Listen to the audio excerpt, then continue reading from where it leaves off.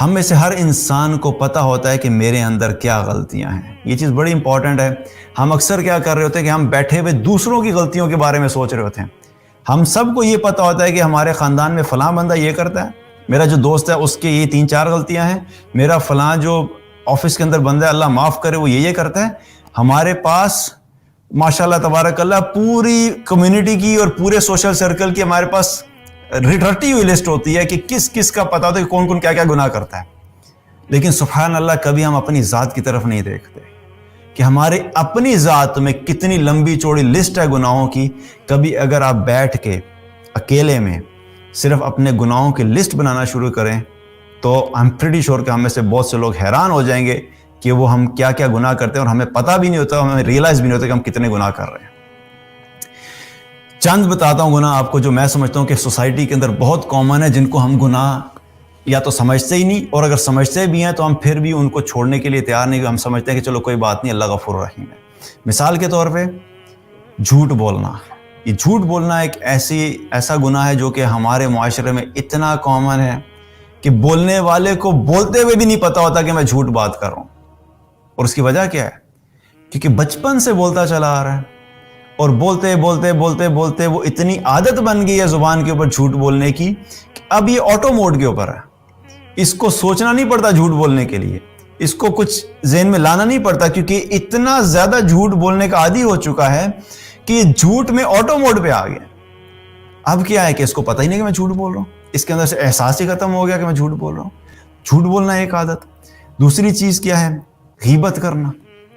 غیبت ہمارے معاشرے میں اتنی زیادہ ہے اور یہ بھی کبیرہ گناہوں میں سے ہے, اور دن رات ہو رہی ہوتی ہے, صبح شام چل رہی ہوتی ہے, گھر کے اندر چلتی ہے, آفیسز کے اندر چلتی ہے, فیملی میں بیٹھیں گے چل رہی ہوگی, دوستوں میں بیٹھیں گے چل رہی ہوگی. میجورٹی آف دا ٹائم کیا چل رہا ہوتا ہے؟ جدھر 2 لوگ بیٹھیں گے ایسا ممکن نہیں ہے کہ کسی تیسرے کی برائی کے بغیر ہم اٹھ جائیں. لیکن کیا ہے؟ یہ کبیرہ گناہ ہے, یہ بھی اللہ کی نافرمانی ہے. اور یہ اس لحاظ سے زیادہ خطرناک ہے کہ غیبت کا جو گناہ ہے, اگر اللہ کے سامنے توبہ کر لی تو اللہ توبہ کے اوپر اس گناہ کو تو معاف کر دے گا, لیکن جب تک اس بندے سے معافی نہیں مانگی جائے گی جس کی غیبت کی ہے, تب تک یہ پوری طریقے سے معاف نہیں ہوگا. وہ اکاؤنٹ کھلا رہے گا آخرت میں. جس کی غیبت کی تھی اس سے معافی نہیں مانگی تو آپ یہ سمجھ لیں کہ قیامت والے دن جو ہے اس بندے کے لیے آپ کے اکاؤنٹ کی ایکسس موجود ہے. اب آپ کے اکاؤنٹ میں سے نیکیاں نکال کے اس شخص کو دی جائیں گی جس کی غیبت کی جا رہی تھی اور اس کو پتہ بھی نہیں تھا کہ اس کی غیبت ہو رہی ہے. تو غیبت ایک بڑا گناہ ہے. اسی طریقے سے گالیاں دینا, یہ بھی ہماری سوسائٹی میں بہت کامن ہے. خاص طور پہ جو ینگسٹرز ہوتے ہیں وہ تو کالج کے اندر جو ہوتا ہے وہ یوں سمجھا جاتا ہے کہ گالیاں جو ہیں وہ پرسنالٹی کا حصہ ہے.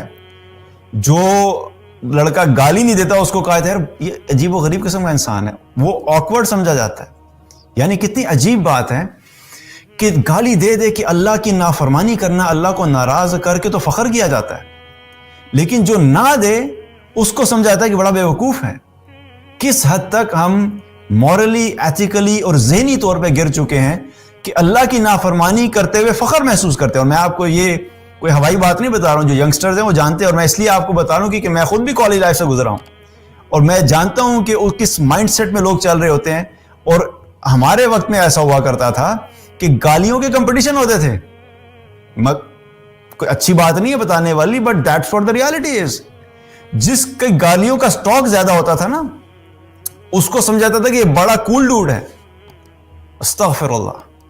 بہرحال اللہ سبحانہ تعالیٰ ہم سب کو ہدایت فرمائے. اس وقت نہیں پتا تھا تو نہیں پتا تھا, لیکن اب اگر پتہ لگ رہا ہے تو وی ہیو ٹو انڈرسٹینڈ کہ یہ کوئی کمال کی بات نہیں ہے, یہ اللہ کی نافرمانی ہے. انسان کو بالکل انسان کی جو ذات ہے, انسان کی پرسنالٹی ہے, انسان کا جو کریکٹر ہے, یہ اس کے گھٹیا پن کو شو کرتا ہے کہ وہ انسان اپنی زبان کو قابو نہیں کر سکتا, اس نے باقی زندگی میں کیا کرنا ہے.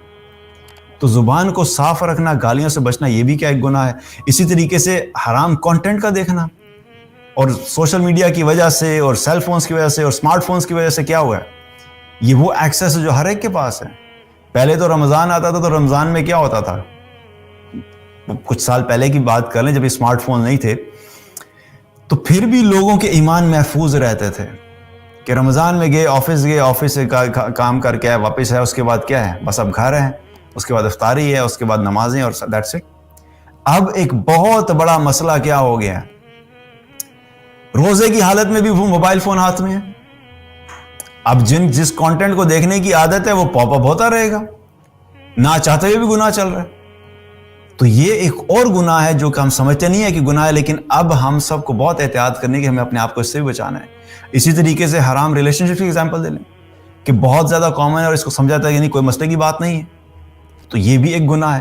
مقصد میرا بتانے کا ہے کہ کچھ گناہ میں آپ کے سامنے اس لیے ایز این ایگزامپل رکھ رہا ہوں، اور یہ عین ممکن ہے کہ پرسن ٹو پرسن یہ ویری کرتے ہوں گے، لیکن ہم سب کو اپنی ذات میں خود دیکھنا ہے کہ میرے اندر اس میں سے کون کون سے ایسے گناہ ہیں جن کو مجھے ٹارگٹ کرنا ہے کہ میں نے اس مہینے کے اندر ان کو چھوڑنا ہے، کیونکہ وہ مقصد اچیو نہیں ہو سکتا جو کہ اللہ سبحانہ تعالیٰ نے رمضان کا بتایا لعلکم تتقون. تم متقی بن ہی نہیں سکتے، چاہے صبح سے لے کے رات تک تم اللہ کے سامنے نماز میں کھڑے رہو، لیکن جب تک تم گناہ نہیں چھوڑو گے اللہ کے ہاں کبھی بھی تقوی والے نہیں بن سکتے.